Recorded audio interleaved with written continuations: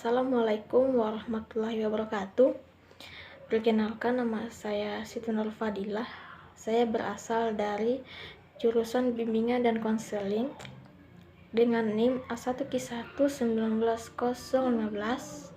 semester 3 kelas A.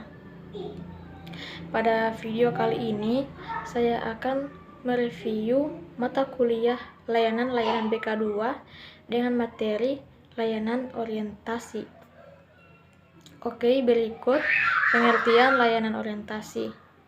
Layanan orientasi adalah layanan bimbingan yang dilakukan untuk memperkenalkan siswa baru atau seseorang terhadap lingkungan yang baru dimasukinya. Oke, menurut Prayitno, orientasi berarti tatapan ke depan, ke arah, dan tentang sesuatu yang baru. Berdasarkan arti ini, layanan orientasi bisa bermakna suatu layanan terhadap siswa baik di sekolah maupun di madrasah yang berkenaan dengan tatapan ke depan, ke arah, dan tentang sesuatu yang baru. Menurut Slameto, layanan orientasi adalah layanan yang diberikan kepada semua siswa, khususnya siswa baru. Kemudian tujuan layanan orientasi. Pada bidang bimbingan ini, layanan orientasi berperan dalam pemberian pengenalan. Di antaranya, 1. Memberikan kemudahan penyesuaian diri siswa terhadap pola kehidupan sosial. Kemudian yang kedua, penyesuaian kehidupan belajar serta kegiatan lain yang mendukung keberhasilan siswa. Yang ketiga, memberikan pemahaman kepada orang tua siswa mengenai kondisi serta situasi dan tuntutan sekolah anaknya agar dapat memberikan dukungan yang perlu bagi keberhasilan belajar anaknya. Kemudian 4. Layanan orientasi meliputi layanan orientasi dalam bimbingan pribadi, kemudian layanan orientasi dalam bimbingan sosial, kemudian layanan orientasi dalam bimbingan belajar, kemudian layanan orientasi dalam bimbingan karir. Layanan orientasi dalam bimbingan pribadi meliputi fasilitas penunjang ibadah keagamaan atau musholah, tempat ibadah, dan sejenisnya yang ada di sekolah. Kemudian, acara keagamaan yang menunjang pengembangan kegiatan peribadatan seperti wirid remaja dan sejenisnya. Kemudian, hak dan kewajiban siswa termasuk pakaian seragam. Kemudian yang keempat, bentuk pelayanan BK dalam membantu siswa mengenal kemampuan, bakat, minat, dan cita-citanya, serta usaha mengatasi berbagai permasalahan pribadi yang ditemui di rumah, di sekolah, dan di masyarakat. Yang kelima, fasilitas pelayanan kesehatan.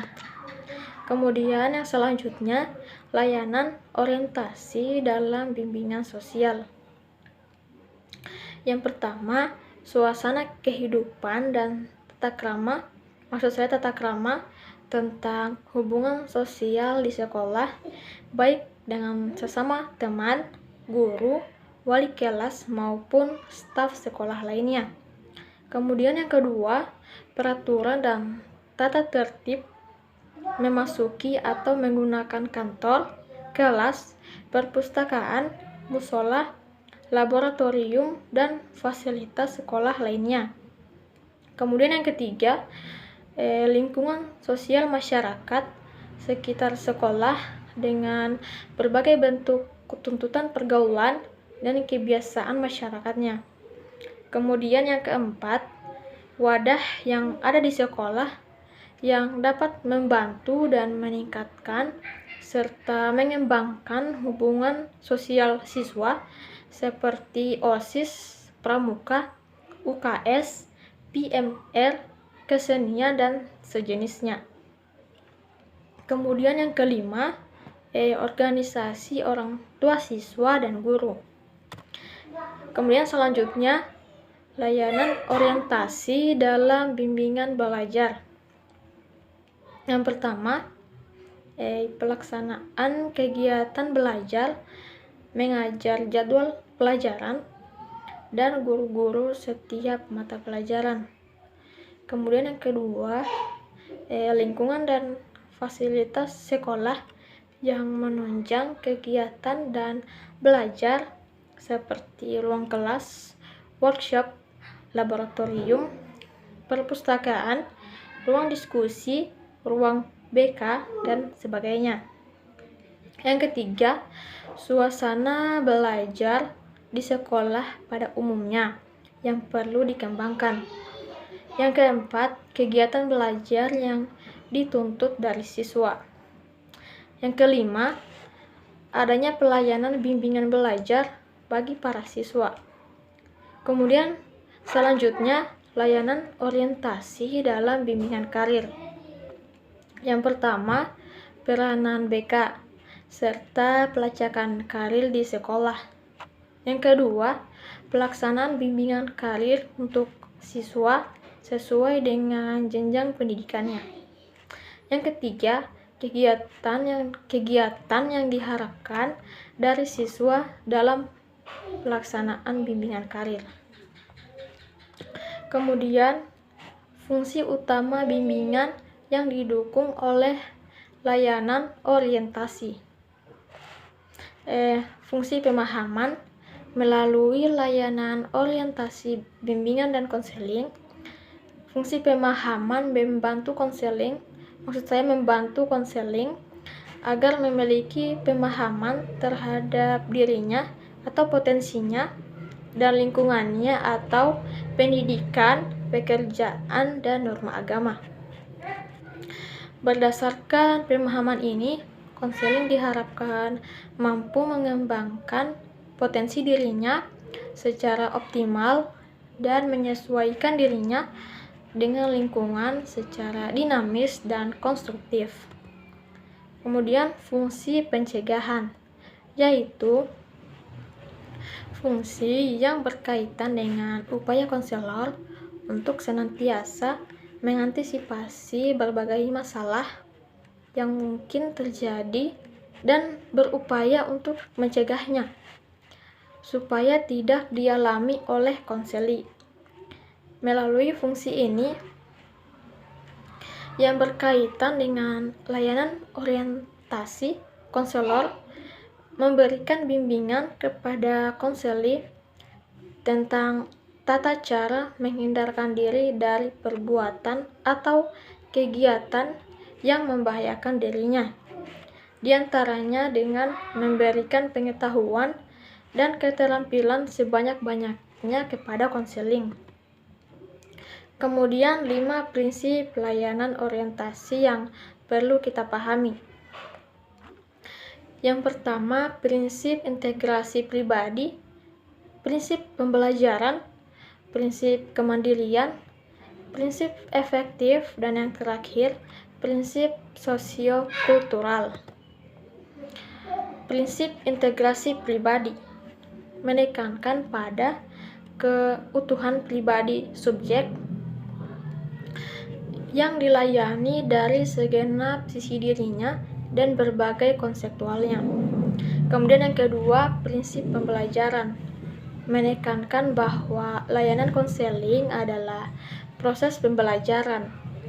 Subjek yang dilayani menjalani proses pembelajaran untuk memperoleh hasil belajar tertentu yang berguna dalam rangka berkembangnya subjek. Kemudian yang ketiga, prinsip kemandirian menekankan pengembangan pribadi mandiri subjek yang dilayani. Kelima, ciri kemandirian tersebut pada bab terdahulu menjadi arah pelayanan konseling. Kemudian yang keempat, prinsip efektif atau efisien. Menekankan bahwa upaya pelayanan yang diselenggarakan oleh konselor harus menghasilkan sesuatu untuk pengembangan subjek yang dilayani. Pelayanan konseling terarah pada keberhasilan yang optimal, termasuk ke dalam upaya optimalisasi pelayanan konseling adalah kerjasama dengan pihak-pihak lain. Kemudian yang kelima, prinsip sosiokultural. Menekankan pentingnya subjek yang dilayani berintegrasi dengan lingkungan, yaitu lingkungan yang langsung terkait dengan kehidupannya sehari-hari, serta berbagai konseptual dalam arti yang seluas-luasnya. Pelayanan konseling mengintegrasikan dan mengharmonisasikan subjek yang dilayani dengan lingkungan sosial budayanya. Selanjutnya, metode yang digunakan dalam layanan orientasi. Metode digunakan dalam pemberian layanan orientasi kepada siswa dapat dengan ceramah, tanya jawab, diskusi, demonstrasi, program homeroom, dan kunjungan lapangan.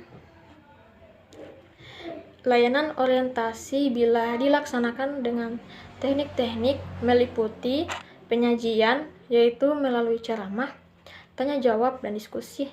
Kemudian pengamatan, yaitu melihat langsung objek-objek yang terkait dengan isi layanan. Kemudian partisipasi, yaitu dengan melibatkan diri secara langsung dalam suasana kegiatan, mencoba dan mengalami sendiri. Yang keempat, studi dokumentasi, yaitu dengan membaca dan meliputi berbagai dokumen yang terkait. Yang kelima, kontemplasi, yaitu dengan memikirkan dan merenungkan secara mendalam tentang berbagai hal yang menjadi isi layanan. Kemudian 3 layanan orientasi. Maksud saya 3 pertemuan layanan orientasi. Pertama, pertemuan umum, pertemuan klasikal, dan pertemuan kelompok. Pertemuan umum pada kegiatan ini diikuti oleh sejumlah besar siswa, misalnya pada saat masa orientasi siswa, di mana pada saat tersebut semua siswa diberikan materi-materi yang berkaitan dengan kondisi lingkungan yang akan mempengaruhi proses belajar siswa. Kemudian yang kedua, pertemuan klasikal yang dirancang konselor untuk melakukan kontak langsung dengan para peserta didik di kelas. Dilakukan secara terjadwal, biasanya berupa diskusi kelas atau brainstorming atau curhat pendapat. Misalnya, seorang konselor yang memberikan pengenalan mengenai mata pelajaran di kelas IPS. Kemudian yang terakhir, pertemuan kelompok atau diikuti oleh sejumlah peserta yang terbatas. Konselor memberikan layanan bimbingan kepada peserta didik melalui kelompok kecil 5 atau 10 orang. Bimbingan ini ditunjukkan untuk merespon kebutuhan dan minat peserta didik. Topik yang didiskusikan dalam bimbingan kelompok ini adalah masalah yang bersifat umum atau common problem dan tidak rahasia. Demikian pembahasan pada video ini. Saya Siti Nurfadilah memohon maaf apabila ada ucapan atau tingkah laku yang salah. Saya akhiri dengan ucapan Assalamualaikum warahmatullahi wabarakatuh.